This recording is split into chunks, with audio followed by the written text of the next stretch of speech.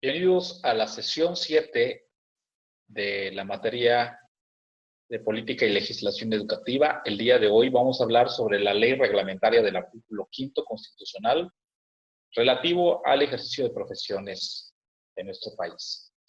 Para hablar de estas leyes, como vimos anteriormente, vimos que había un compendio de un articulado general de normatividad a partir de la Constitución de los Estados Unidos mexicanos, el cual deriva en todo momento el poder ejercer y ejercitar, sobre todo en el tema de la concepción de la educación, pero sobre todo de la distribución de la normatividad y sobre todo del ejercicio de la misma. Es por ello que el día de hoy vamos a ir dando continuidad a esta parte de la legislación. Vamos a ver la ley reglamentaria del artículo 5. En manera general, esta ley va a estar compartida dentro del material complementario, así como la ley para la coordinación de la educación superior, que es el siguiente tema. Vamos a ver la estructura en que está conformada. Recordemos que una ley tiene una serie de conformaciones de un articulado general, así como secciones, títulos, en lo que se divide cada uno de los temas que son considerados como importantes y prioritarios en el tema educativo en nuestro país. Leamos el artículo primero. Dice, el título profesional. ¿Qué es el título profesional? Es el documento expedido por las instituciones del Estado o descentralizadas, recordemos del aparato burocrático, y por instituciones particulares que tengan reconocimiento de validez oficial de estudios a favor de las personas que hayan concluido los estudios correspondientes o demostrado tener los conocimientos necesarios de conformidad con esta ley y las disposiciones legales. En esa parte establecen de manera general que todas las carreras que se estén impartiendo deben de tener un respaldo por parte de la Secretaría de Educación y que estén registradas dentro de la normatividad. Y recordemos que el Estado es quien rige cuál va a ser los planes y programas de estudio, y eso tiene que ir apegados tanto los entes públicos como las empresas privadas que se dedican al tema educativo. Las leyes que regulan el campo de la acción son relacionadas con la rama y la especialidad profesional, determinando las clases y las actividades profesionales que necesitan título y cédula para su ejercicio. Para aquellos que estamos estudiando esta carrera, es necesario contar con el título y con la cédula correspondiente para poder ejercer. En mi caso, por ejemplo, para la abogacía también se necesita de estos acreditamientos, si no somos pasantes. Toda persona tiene legalmente que se haya expedido título profesional o grado académico equivalente, podrá obtener cédula al ejercicio de efectos de patente previo registro de dicho título y grado, porque eso se tienen que registrar ante la institución correspondiente del registro de profesiones. Ok, vamos a ver un poquito más adelante de esta misma ley. Se desprenden también una serie de secciones y capítulos. Aquí podemos ver, por ejemplo, que habla sobre las condiciones que deben llenarse para obtener un título profesional. En este caso, haber acreditado una carrera o haber cumplido el registro académico que esté registrado. Podemos ver en el capítulo 3, instituciones autorizadas que deben expedir los títulos profesionales. Y acá hablando en la sección primera, los títulos expedidos, las instituciones, dice el artículo 10, que impartan educación profesional deben cumplir los requisitos que determina la propia ley y las disposiciones reglamentarias para que la rigen. Son las instituciones a que se refiere el artículo anterior, deben estar autorizadas para expedir los títulos profesionales. Es decir, que las cargas académicas tienen que estar registradas ante la institución educativa del gobierno. Los títulos, en la sección segunda, los títulos profesionales expedidos por las autoridades de una entidad federativa con sujeción a sus leyes.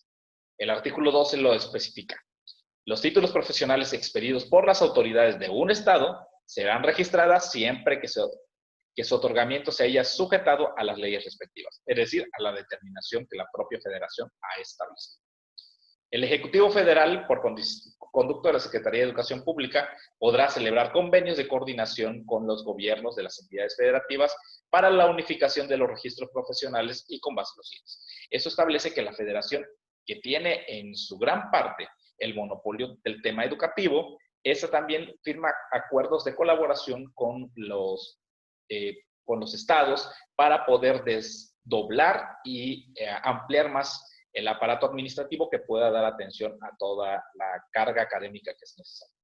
Vamos a ver cómo habla la siguiente sección, el tercero, sobre el registro de títulos expedidos en el extranjero. Los extranjeros podrán ejercer en la Ciudad de México, así como en el país, de las profesiones que son objeto de esta ley, con sujeción a lo previsto por los tratados internacionales. Aquí habla sobre los derechos humanos, que lo vimos con antelación en la Constitución Política de los Estados Unidos Mexicanos. El capítulo cuarto, sobre la Dirección General de Profesiones, que es la encargada, sobre todo, de llevar y ser vigilante del ejercicio profesional, una de las facultades correspondientes. El capítulo quinto del ejercicio profesional se entiende por ejercicio profesional, para los efectos de esta ley, la realización habitual a título oneroso o gratuito de todo acto o prestación de cualquier servicio propio a cada profesión, aunque solo se trate de una simple consulta o la ostentación del carácter de profesionista por medio de tarjetas, anuncios, placas, insignias o de cualquier otro modo. Esto quiere decir, por ejemplo, aquellos que se dedican a un tema de dar una consultoría, por ejemplo, los contadores, los abogados, estos requieren del título, pero sobre todo del registro, y sobre todo, si van a cobrar o no, lo van a impartir de una manera gratuita, todo lo correspondiente también por un tema del pago de los impuestos. Las autoridades de la Ciudad de México, cualquiera de la profesión que se refieren, del artículo segundo y tercero, se requiere estar en pleno goce de los derechos, poseer títulos legalmente expedidos, obtener la Dirección General de Profesiones, la patente del ejercicio. Aquí va describiendo en cada uno de estos articulados lo que designa sobre esta propia dirección.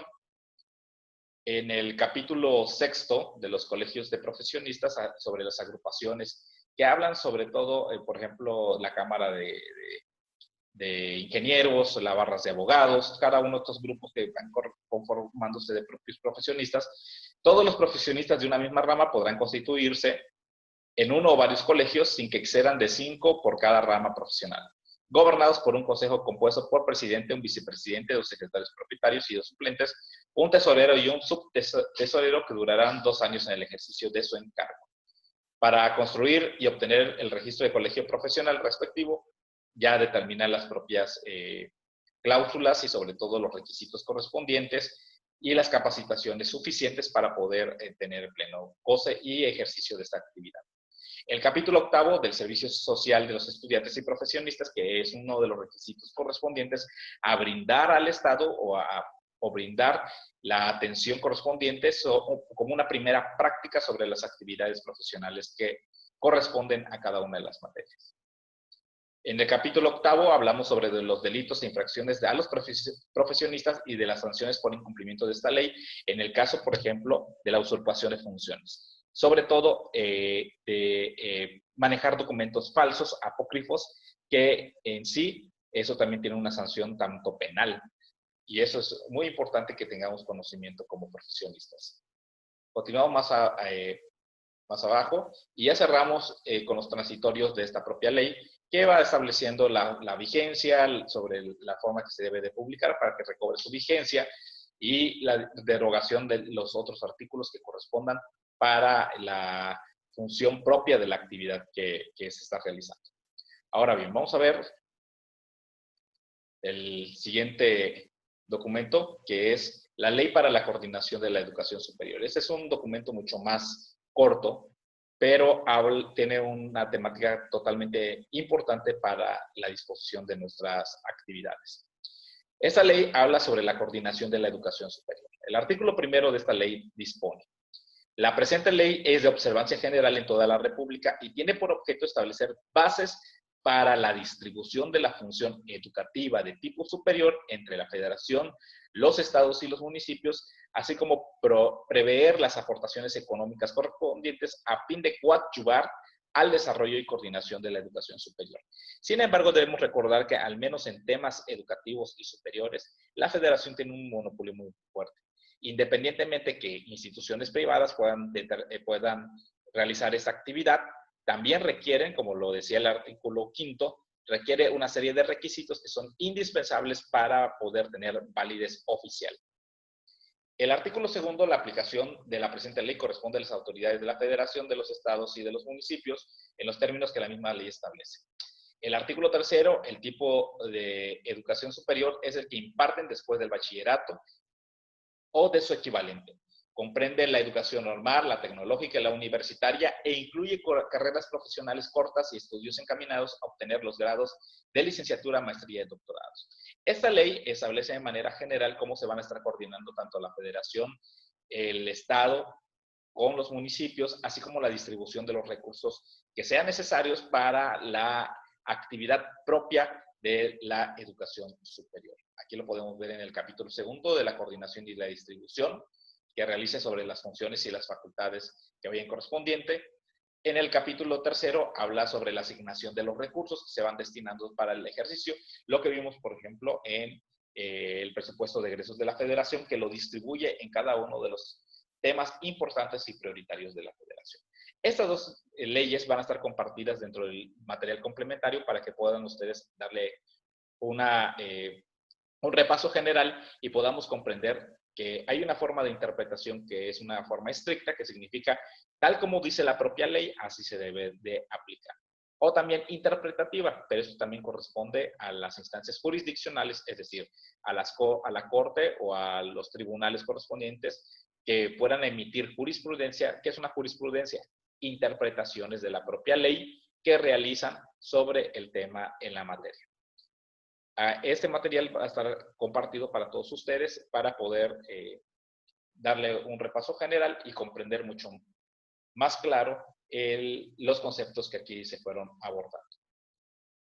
Muchas gracias.